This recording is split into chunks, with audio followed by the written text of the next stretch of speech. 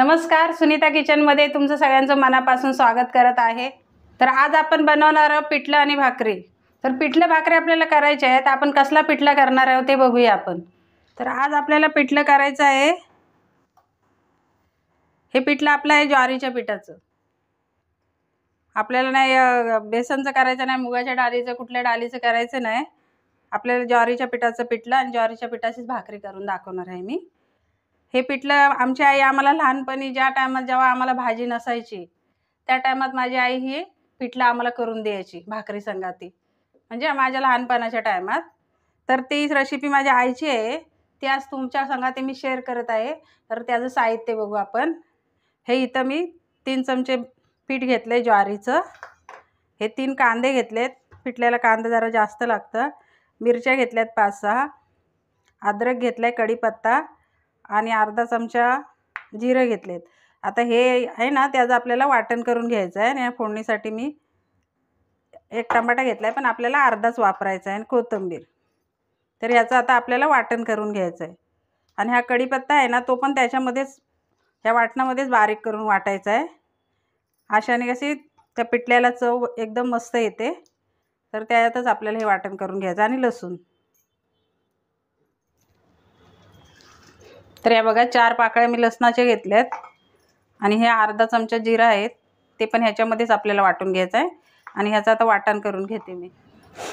आता मी गॅस पेटवून घेते।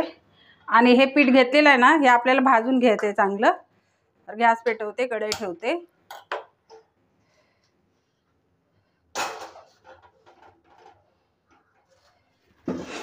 तर कढई आपली गरम झाले। थोडंसं तेल टाकते मी, म्हणजे अर्धा चमचा, हे अर्धा चमचा तेल टाकते। आणि हे पीठ आपल्याला पहिल्यांदा भाजून घ्यायचं। गॅस बारीक करते।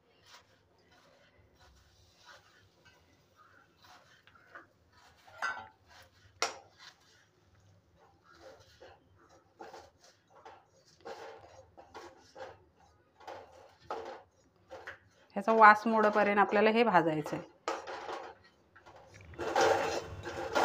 तर हे बघा आपलं पीठ भाजून झालेलं आहे। ह्याचा कलर पण चेंज झाला आहे, बघू शकता तुम्ही।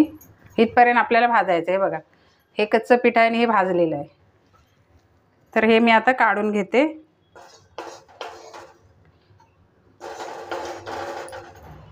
तर आता आपण हे पिठलं बनवायला सुरुवात करू।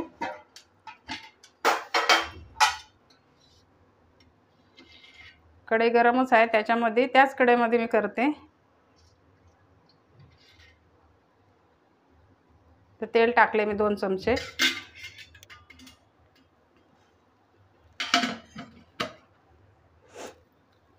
आता इथे आपल्याला जिऱ्याचा वापर नाही करायचा, कारण कसं जिरा आपण त्या वाटणामध्ये वाटून घेतलेले आहेत, म्हणून मोहरीच टाकायची आहे।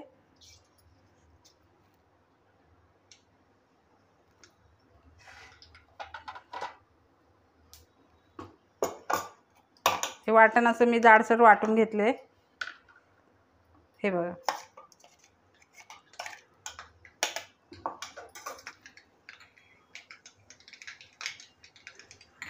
मोहरी तडतडली आपली। आता हा थोडा लसूण मी कुटून घेतलाय, 2-3 पाकळ्या त्या टाकून घेते।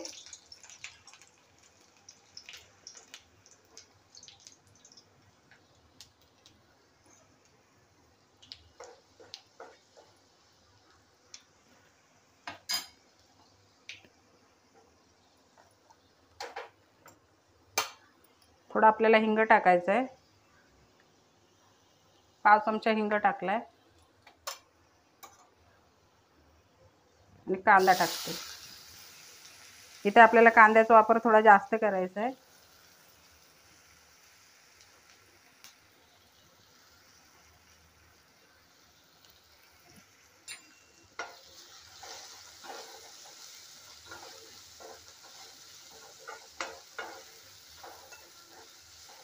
आता ह्याला आपल्याला 1-2 मिनिटं आपल्याला हा कांदा परतून घ्यायचा आहे।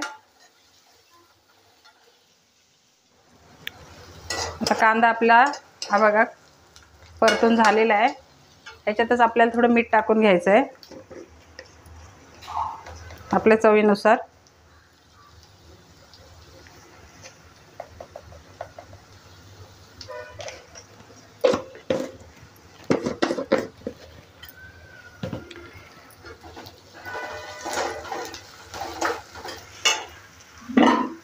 आता हे अर्ध टमाटे घेतलं होतं ना चिरून, ते टाकते. ते पण आपल्याला परतून घ्यायचं आहे.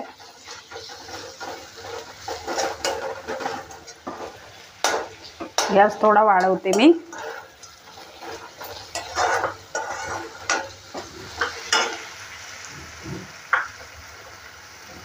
थोडीशी कोथिंबीर टाकते फोडणीमध्ये.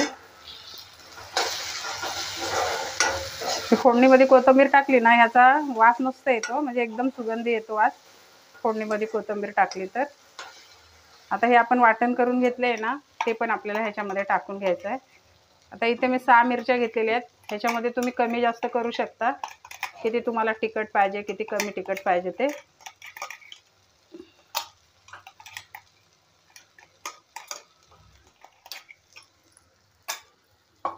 आता हे पण आपल्याला परतून घ्यायचं आहे. आता कच्चपणा जाईपर्यंत आपल्याला हे परतून घ्यायचं आहे.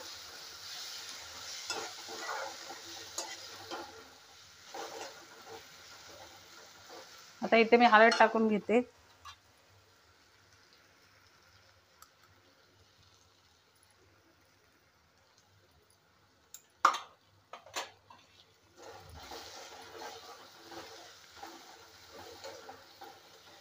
गॅस बारीक करते.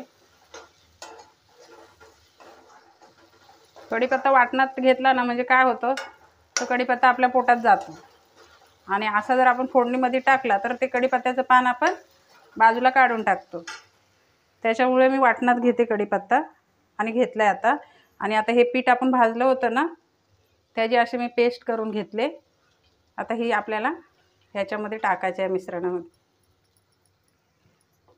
हे बघा, हे तेल सुटलं आहे चांगलं. आता हे आपल्याला ह्याच्यामध्ये टाकून घ्यायचं आहे.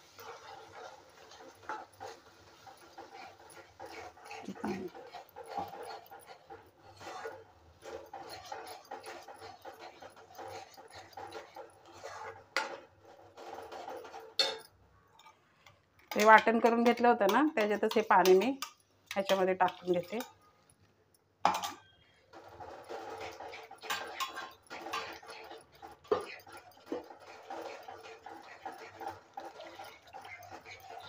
आता हे आपल्याला एकत्र करून असं शिजून द्यायचं आहे. तुम्हाला जर माझ्या रेसिपी आवडत असतील तर एक लाईक जरूर करा.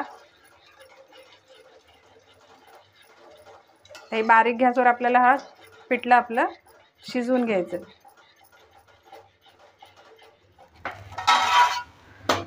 आता आपलं हे मिश्रण एकत्र करून घेतलंय. हे झाकण ठेवायचं. आणि मी आहे ना आता इकडच्या गॅसवर ठेवणार आहे आणि इकडं आता भाकरी बनवून घेणार आहे. तर इथे मी आता तवा ठेवलाय, पीठ मळून घेते आणि आता आपण ज्वारीची भाकरी बनवू.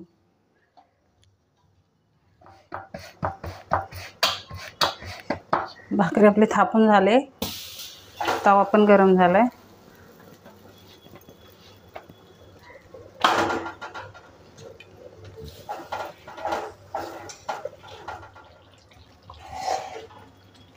तर हे बघा, आपलं पिठलं इथे तयार झालेलं आहे.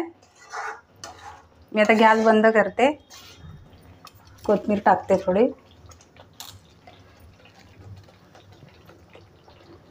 पिठलं तयार आहे आपलं. गॅस बंद करते. तर अशा प्रकारे आपला झुणका पण तयार आहे. झुणका ना म्हणजे पिठलं आणि भाकरी पण आपली तयार आहे. आणि हे कसं झटपट पण होणारी आहे आणि घरच्या साहित्यामध्ये पटकन होणारी रेसिपी आहे. ह्याला काही जास्त साहित्य पण लागत नाही.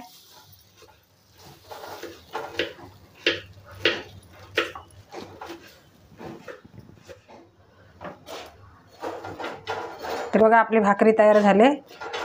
या आता खायला या, जेवायला या.